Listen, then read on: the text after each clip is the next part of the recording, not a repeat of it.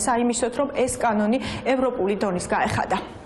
როდესაც საზოგადოება თიც იშვერს სახელმწიფოს მიმართულებით, როდესაც აი ესეთი კადრების გავრცელება ხდება. ეს არის აბსოლუტურად ლოგიკური, იმიტომ რომ ის რაც იყო გასაკეთებელი ხელისუფლების, მან ეს არ გააკეთა და შესაბამისად ის კითხვის ნიშნები მაინც რჩება, რომ სპეცსამსახურებს შეიძლება კონდეთ სურვილი, რომ ბოროტად გამოიყენონ თავიანთი ძალაუფლება და ის ტექნიკური საშუალებები, რომელიც მათ გააჩნიათ.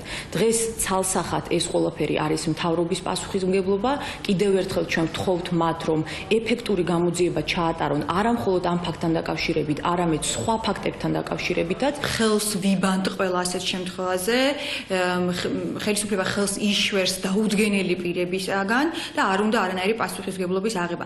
მინიმუმ იმის პასუხისმგებლობა ნამდვილად აქვს ჩვენ მთავრობას, რომ გამოიძიოს ეს საკითხი და უზრუნველყოს საკუთარი მოქალაქეების უსაფრთხოება. ეს პრობლემა თუ არ მოგვარდა და თუ არ დაისაჯენ ეს ადამიანები, წინა საარჩევნოდ ეს პრობლემა კიდევ უფრო მეტად გამოვლინდება, ვინაიდან სამწუხაროდ საქართველოში ამ ტიპის უკანონო მიყურადება პოლიტიკური ბრძოლის იარაღად არის მიჩნეული და ბუნებრივია წინა საარჩევნოდ სხვადასხვა ჯგუფები ცდილობენ მის გამოყენებას ოპონენტების საწინააღმდეგოდ.